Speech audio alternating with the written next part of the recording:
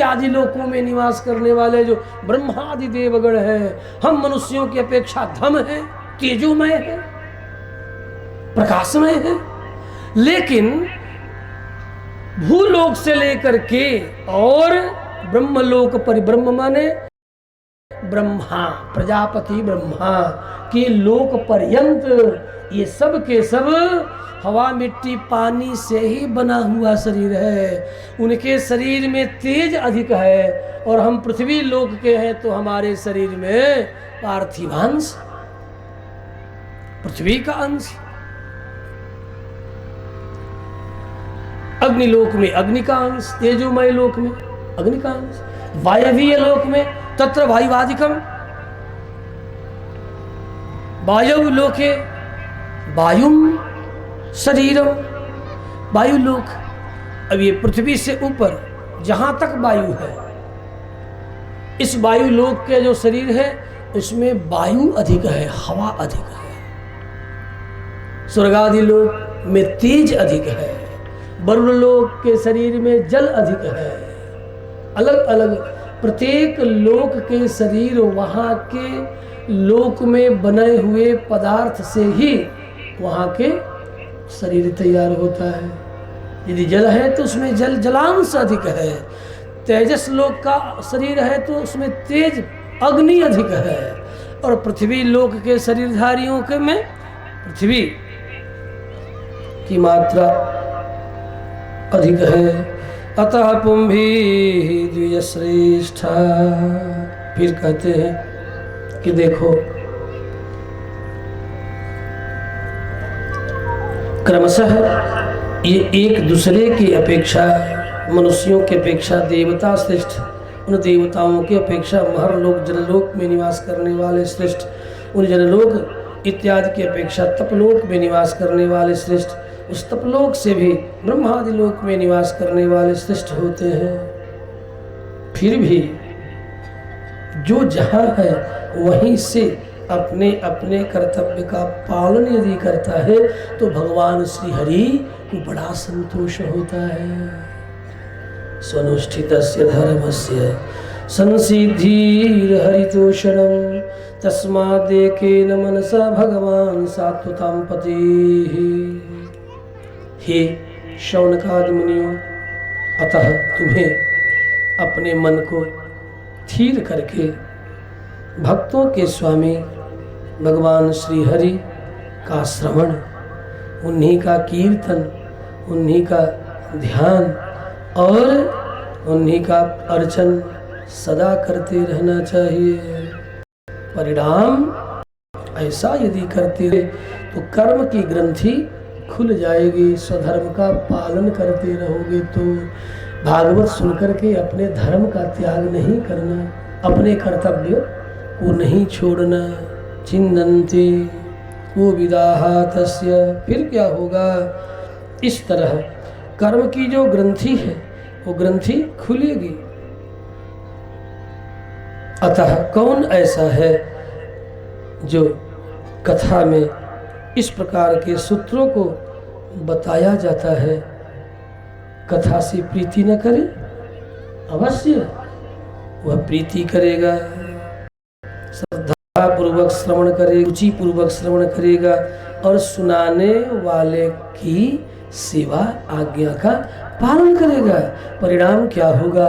ऐसे महान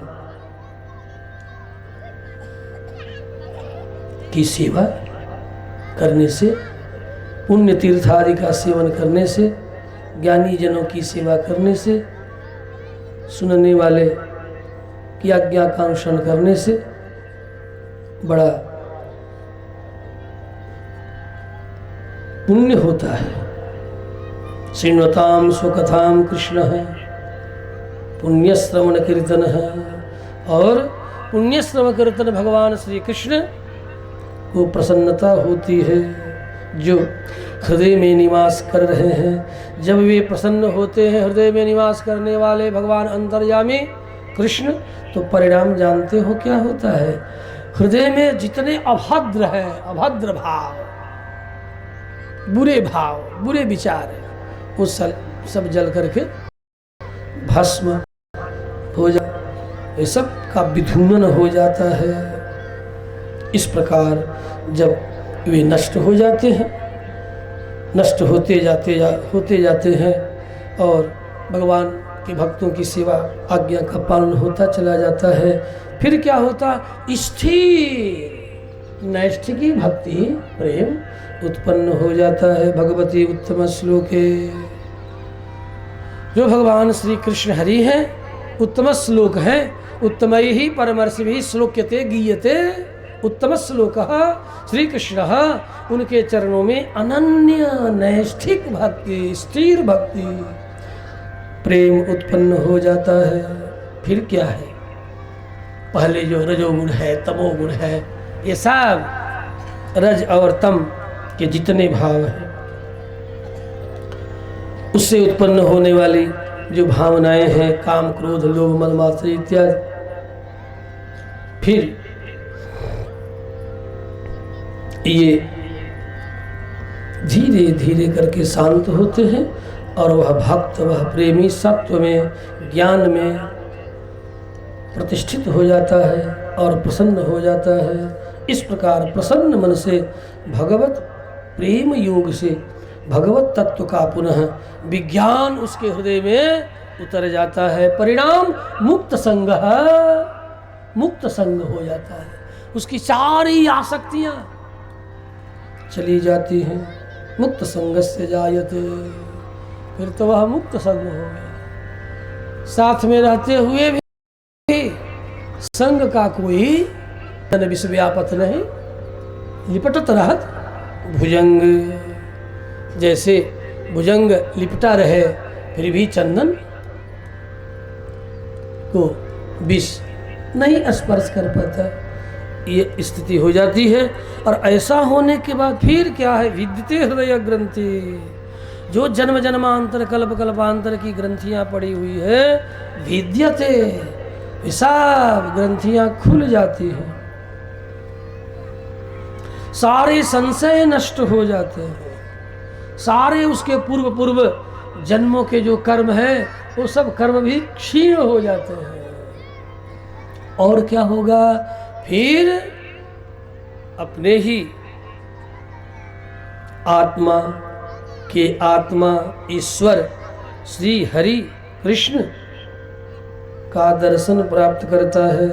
यही कारण है शौनकादि मुनियों कि बड़े बड़े ज्ञानी भी नित्य भगवत प्रेम पूर्वक, प्रसन्नता पूर्वक वासुदेव भगवान श्री कृष्ण की भक्ति करते रहते हैं, पूजा अर्चना करते रहते हैं, प्रसन्नता पूर्वक करते रहते हैं, करवाते भी रहते हैं। प्रातःकाल श्रृंगार आरती में आ जाओ, मंगल आरती तो सवेरे हो जाएगी, श्रृंगार आरती में 7 बजे आ जाओ, भगवान को अर्पित की जाएगी, आपको भी जिह्वा को प्राप्त होगी, भगवान को भोग समर्पित किया जाएगा, आपको भी प्रसाद प्राप्त होगा, भगवान के चरणों में पुष्प अर्पित होगा, आपको भी प्राप्त होगा। इस तरह अपने भी करते हैं और सबको चिल्ला चिल्ला के कहते हैं, आओ तुम भी आओ, राजा भगवान की आराधना होगी, पूजन होगा। इस तरह नित्य आराधना पूजन में सम्मिलित होते रहोगे, यहाँ से सीख करके पुनः घर में भी करोगे, धीरे धीरे धीरे भगवान की भक्ति प्रेम रिसने लगेगा हृदय में, और प्रसन्न बने रहोगे। कुर्वन्त्यात्म प्रसादनिम, आत्मा को प्रसन्न करने वाली ये भगवान की प्रेम लक्षणा भक्ति। ऐसा मुनियों देखो, ये सत्व रज और तम ये प्रकृति के सब गुण है, व्यक्ति के नहीं है, प्रकृति के है।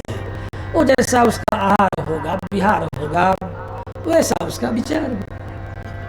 आहार विहार, विहार में संग, इन लोगों के साथ संग, वैसा उसका विचार होगा। जैसा आहार वैसा विचार, ये सब प्रकृति के गुण है, आत्मा का नहीं है, जीवात्मा का गुण नहीं है। जीवात्मा का गुण तो केवल केवल ज्ञान ही है। ज्ञानाधिकरणम आत्मा, स्वयं आत्मा ज्ञानाधिकरणम। आत्मा कैसा है? कहा ज्ञान का आधार है। ये सब प्रकृति के गुण समझना, सत्व को, रज को, लेकिन हाँ सत्व के बढ़ने से बल बढ़ता है, ज्ञान का भी बल बढ़ता है और शरीर का भी बल बढ़ता है, मन का भी बल बढ़ता है, बुद्धि का भी बल बढ़ता है। यदि सत्व में बल न हो प्रकृति में तो मन में भी बल नहीं आएगा, तन में भी बल नहीं आएगा। सत्व बढ़े तो मन में बल बढ़े, बुद्धि में बल बढ़े, साथ साथ ज्ञान बढ़े। मन का बल, मनोबल क्या है? मननाथ मन, जो मनन करने, जिसके मन का सामर्थ्य जितना ही अधिक है मनन करने का, उसी को तुम नहीं करते। और जो मुनि होते हैं वो ज्ञानी होते हैं। देखो मानसकार कहते हैं विश्वामित्र महामुनि, पहले महामुनि, अब क्या कहते हैं ज्ञानी। महामुनि नहीं होते तो ज्ञानी नहीं होते। विश्वामित्र महामुनि, विश्वामित्र महामुनि, पहले विश्वामित्र है। विश्वमित्रम विश्वामित्र, विश्व भर के मित्र है। किसी के साथ दुश्मनी करने की इच्छा नहीं, लेकिन क्या करें? अब यदि कोई करे तो फिर सचे साठ्यम समाचरित जही मोहि मारा तथा तापर बाधे तने तुम्हारा। यदि तुम मुझे कुछ कहोगे तो हम भी तुम्हें कुछ कहेंगे। ये तो हनुमान की शिक्षा देते हैं, सठे साठ्यम समाचरित, सठ के साथ साठ्यता का प्रयोग करना चाहिए। और प्रयोग करते करते करते करते कहीं बच्ची हो गया, अपने धर्म का पालन करते करते करते, और कहीं शरीर छूट भी गया, ये बताओ मरना तो है, कौन रहेगा जगत में? स्वधर्म जन्म श्रेयः, अपने धर्म का पालन करते हुए यदि मृत्यु भी आ जाती हो तो सहर्ष बड़ा कर लेना चाहिए। लेकिन ये भी नहीं कायर के तरह आओ मृत्यु मुझे मार डालो, हाय मुझे मारो। अरे परमात्मा ने दिया है मन बुद्धि चित्त, तो पहले आगतम तु भयं दीक्ष्य प्रतिकुर्यात् यथोचितम, यथोचित प्रतिकार करेंगे। प्रतिकार से पहले अपने शत्रु को का समाधान करेंगे, और प्रतिकार करने में यदि कहीं सामर्थ्य न रहा तो मृत्यु तो वैसे भी जानी है। हाय हाय करूं तो, और लड़के मरूं तो मृत्यु तो नहीं है। सुधर्म निधर्म से, इसका मतलब ये है अपने धर्म के लिए लड़ो प्राणपण से। जीत गए तो जीतवा भूक्ष से महिम, यही तो कृष्ण कहते हैं। जीत गए सामर्थ्य से तो सारी पृथ्वी का भोग प्राप्त होगा। और यदि मर गए अपने धर्म के लिए तो स्वर्ग की, दिव्य लोक की प्राप्ति होगी। दोनों हाथ में लड्डू है, इसलिए अपने धर्म के लिए मरना सीखो, लड़ करके, कायर के तरह नहीं। घर में अपने हाथों में पौरुष संग्रह करो, हाथों में पुरुषार्थ संग्रह करो, हाथों में पुरुषार्थ संग्रह करो, आत्मरक्षा का संबल संग्रह करो, घर घर में संबल रखो आत्मरक्षा के लिए। कि केवल भुजाओं से कितना लड़ोगे?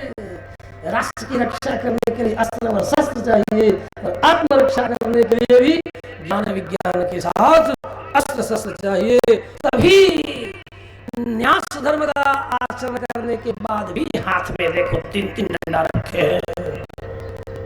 ये दंड क्या है? आत्मरक्षा। ये मत सोच, इसलिए आप भी अपने हाथों में घर घर में अस्त्र रखो, शस्त्र रखो, विधि पूर्वक रखो, कानून का पालन करते हुए रखो, लेकिन आत्मरक्षा के लिए रखो। ये बहुत जरूरी है।